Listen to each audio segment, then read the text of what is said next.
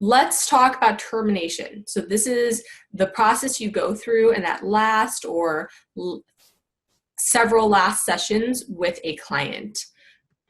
So there's a variety of types of termination. So the first type of termination is unplanned. So this is a situation where the client just quits showing up for sessions. If the social worker suddenly leaves an agency, so that might be that the social worker was fired, or maybe they switched jobs unexpectedly, or in a situation where the client or the social worker becomes incapacitated. So if someone passes away, very sick, or also if one of them kind of moves abruptly.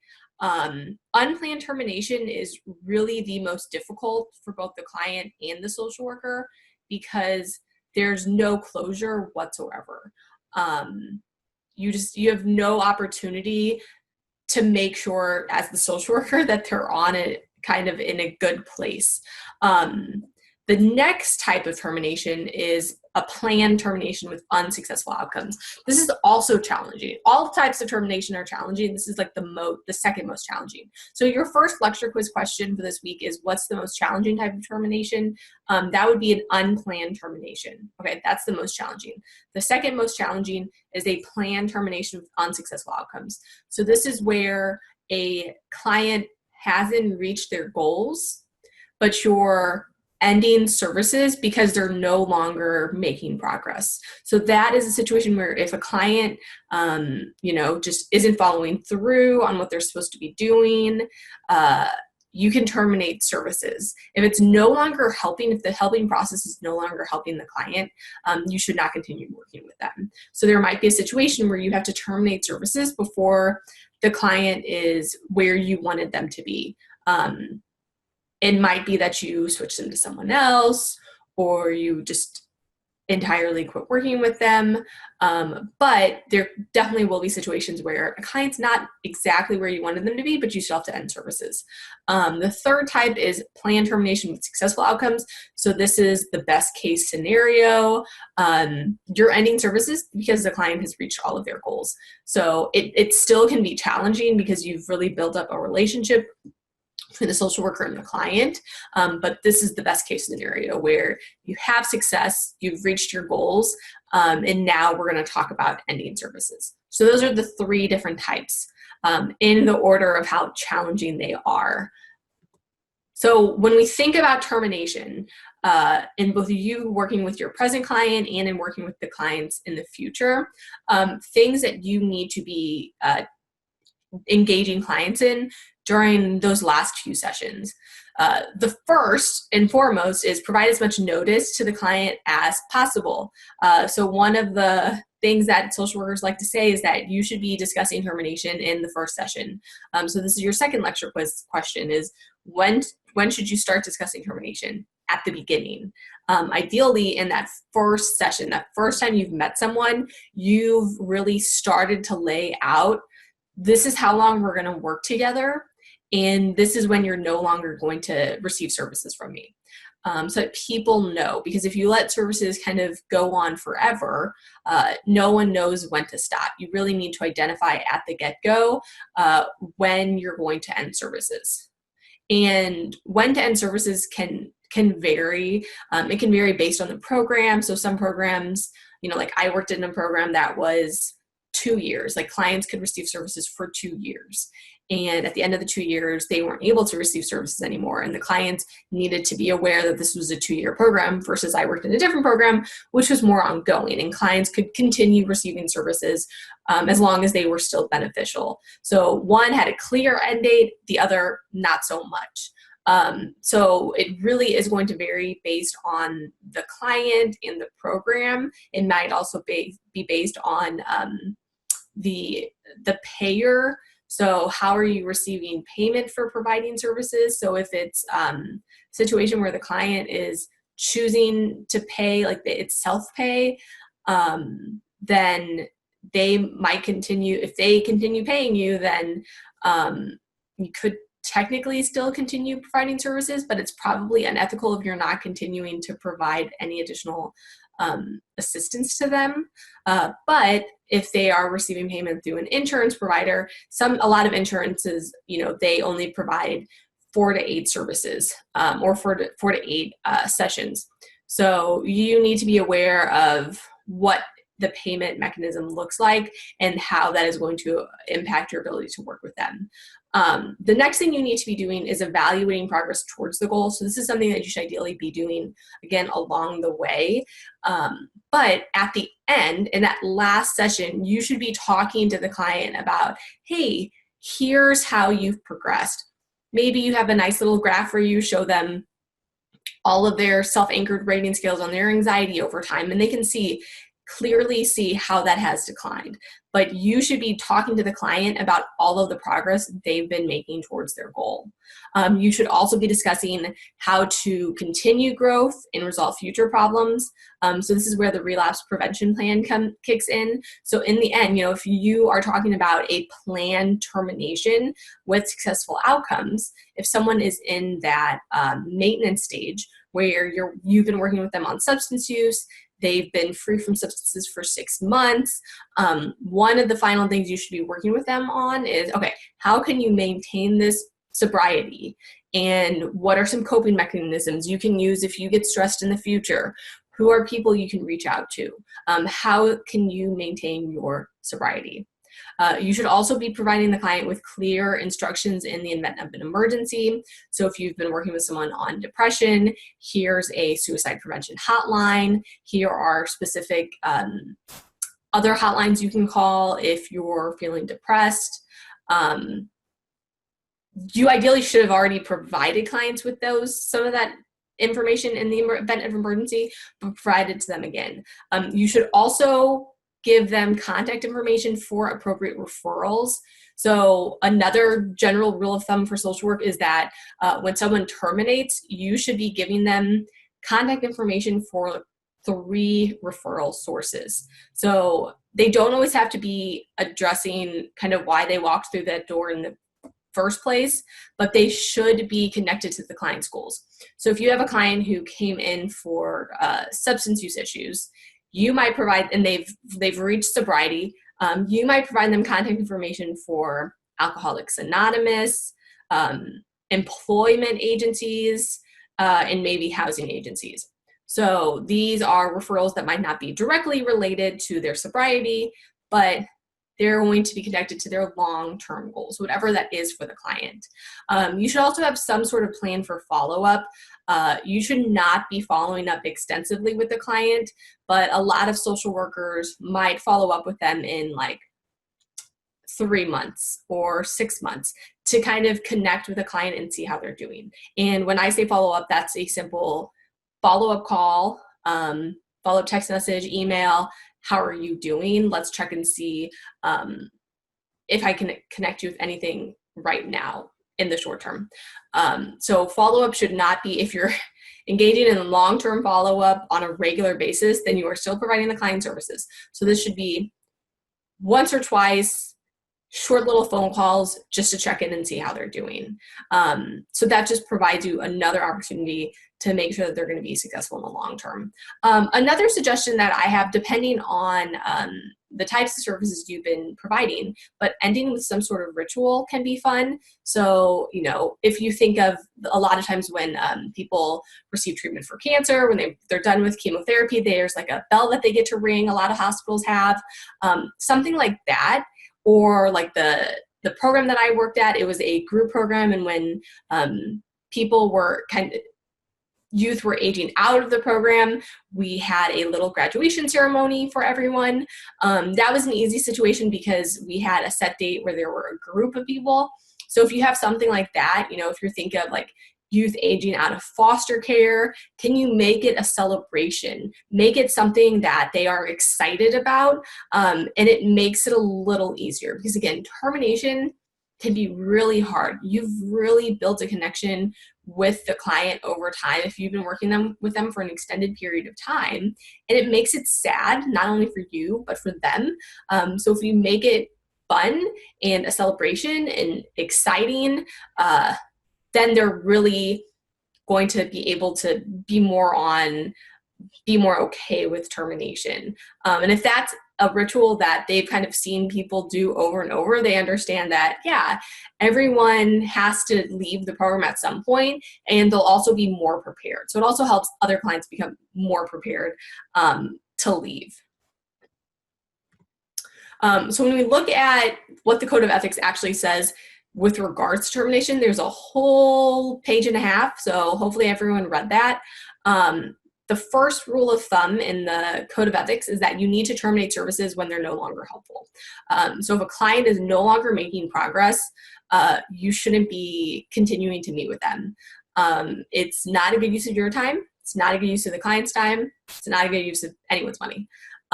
So if they're no longer making progress, and it might be that they've completed all their goals, it might be that they just haven't followed through on anything, and the techniques that you're using haven't helped them move forward. But if they are kind of reached a point of stability, a point where they're not going to keep moving forward, that's when you need to terminate clients. And it's hard. No one likes to do it. No one feels good about it.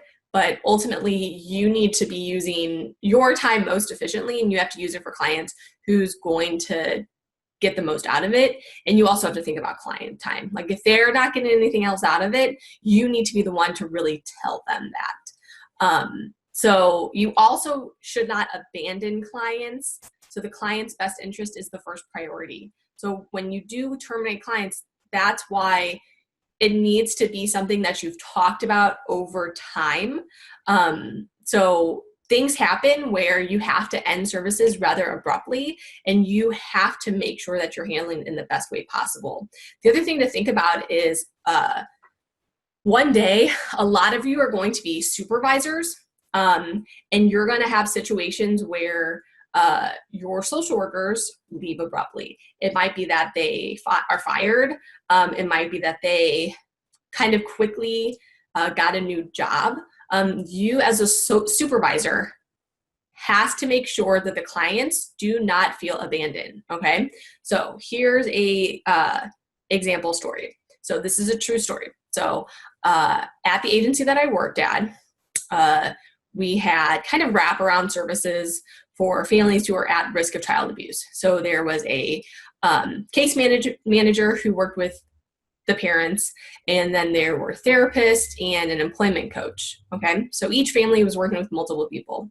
So one of the therapists got fired, and when someone gets fired, they do not have an opportunity to terminate services with their clients. That would be an unplanned termination. So one of our therapists got fired. So he did not get to call his clients, tell them what happened. He got fired for not turning in paperwork on time. Okay, so this is a true story. So he got fired because he was really, really months behind on paperwork.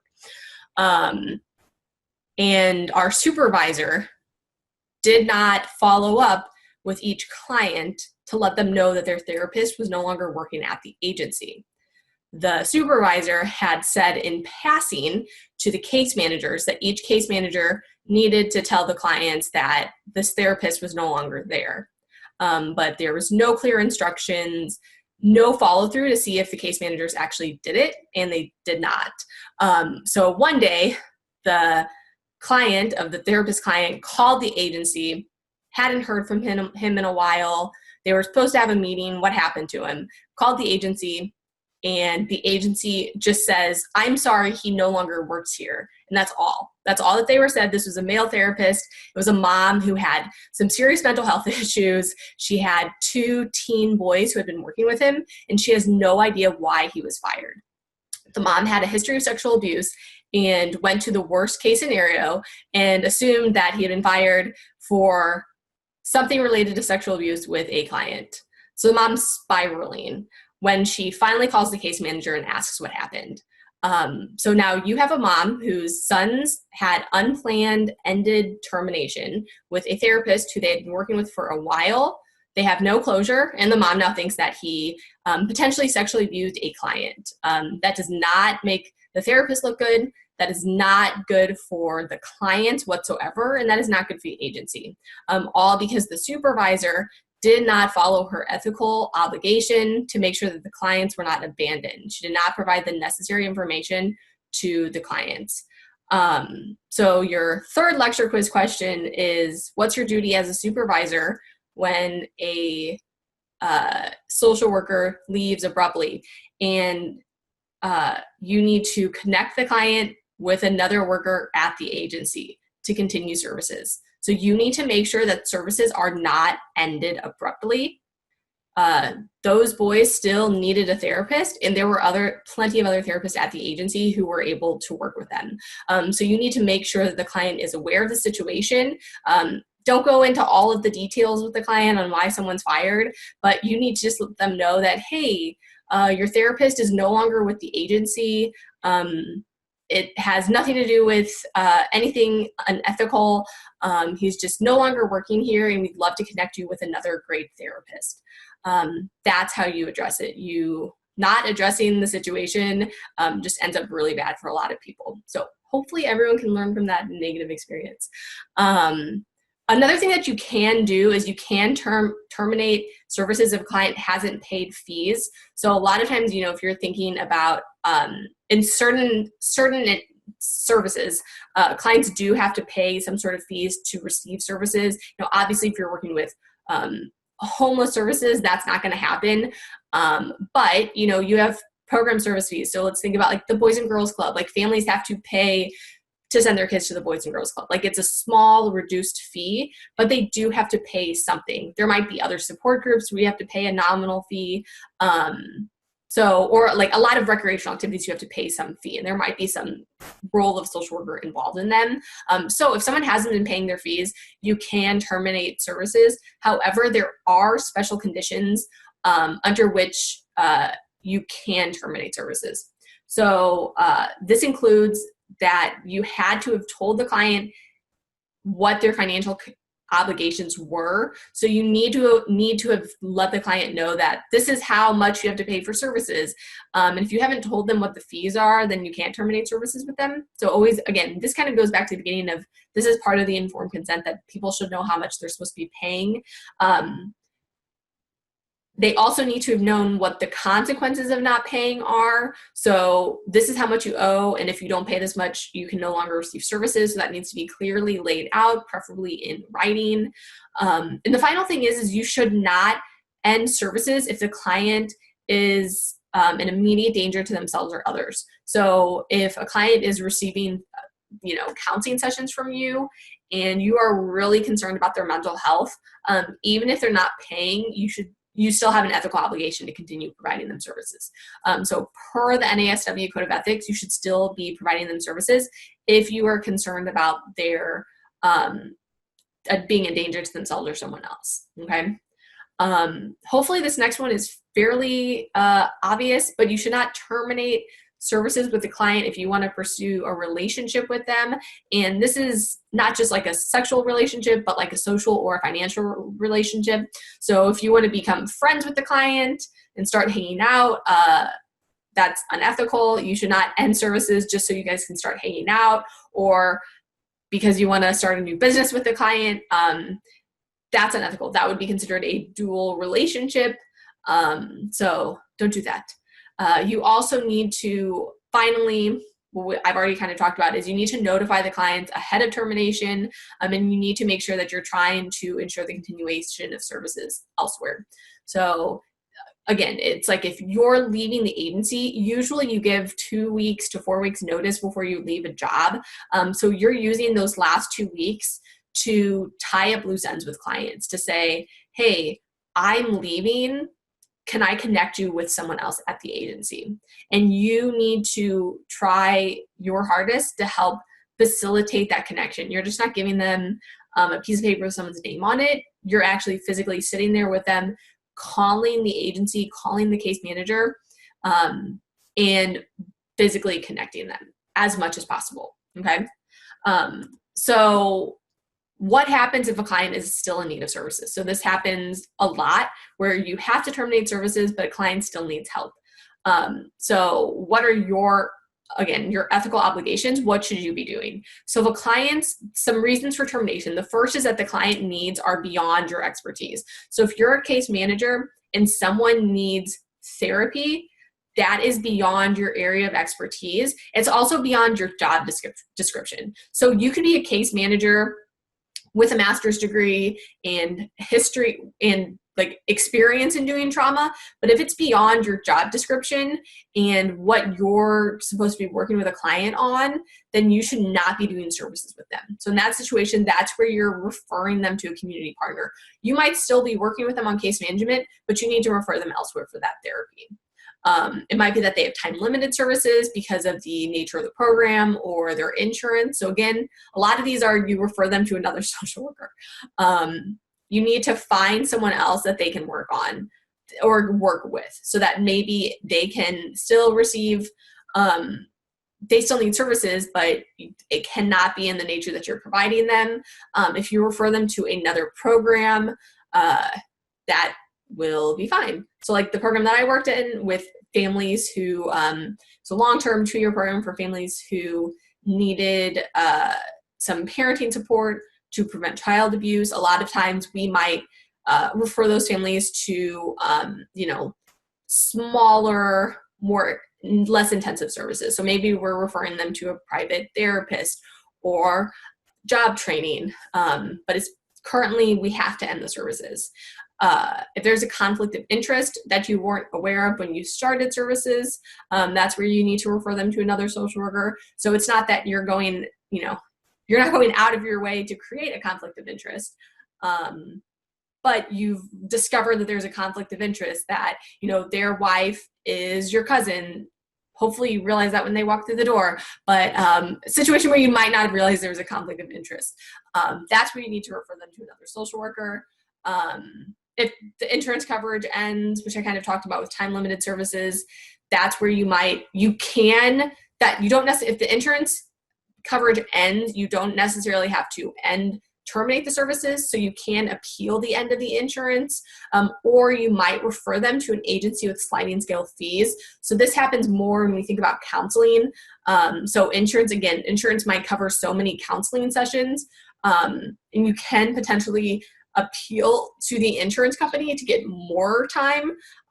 However, if their insurance is no longer covering it, there might be other agencies who do what's called sliding scale fees. So this is where people self-pay for counseling based on their level of income. So individuals with higher income would pay more than individuals who don't have income. There's also a lot, depending on what area you're in, a lot of like universities offer sliding scale fees.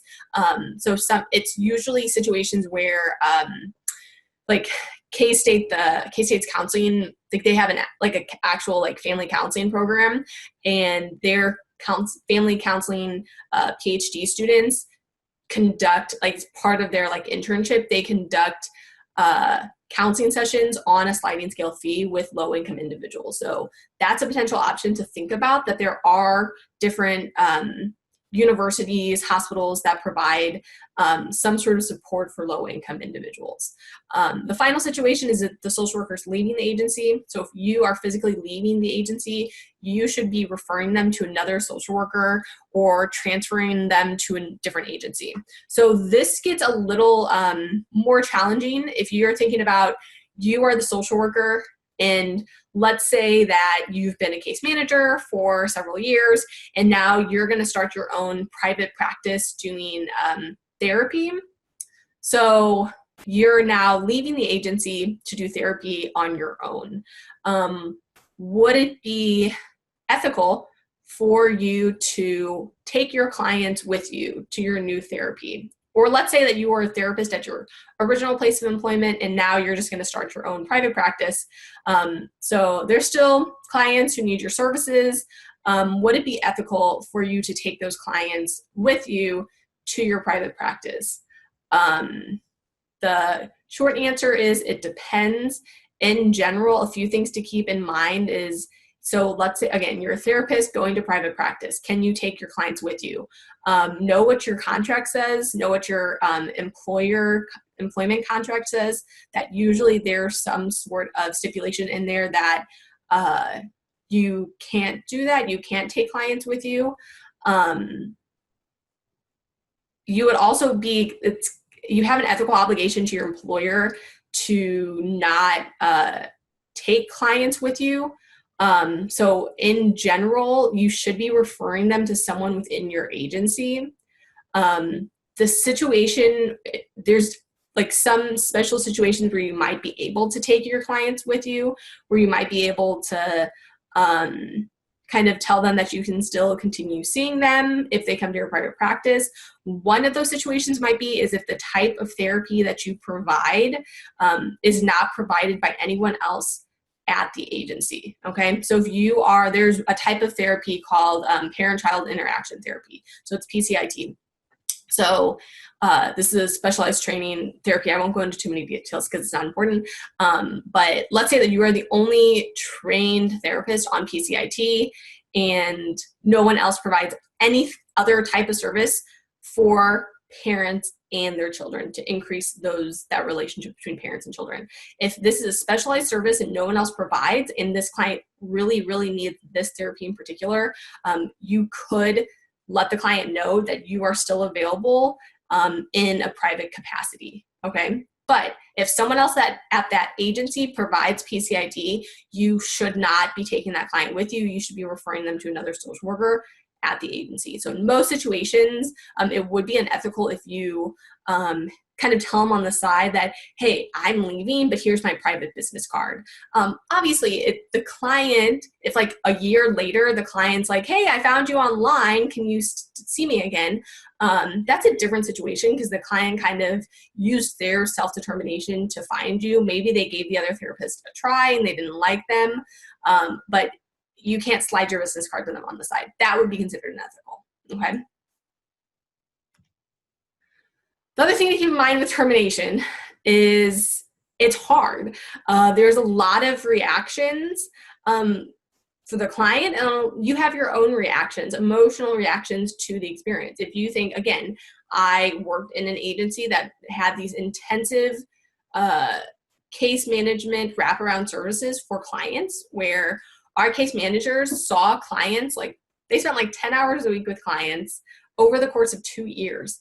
That's a lot of time. It's almost like you become a family member to the client, and you end up building these really strong relationships. Number one, you should not be seen as like a family member to them. That probably means that you've crossed some boundaries and there's some boundary issues. So that's something to keep in mind. But if you've spent so much time with them that they've started to be dependent upon you, when you're no longer still providing them services, think of it like a grieving process, okay? So if you think about like the stages of grieving, okay, clients have those same reactions. So let's think about the stages of grieving. We have denial, okay? So clients might be like, no, you're still gonna be here with me. There's no way you're gonna leave me.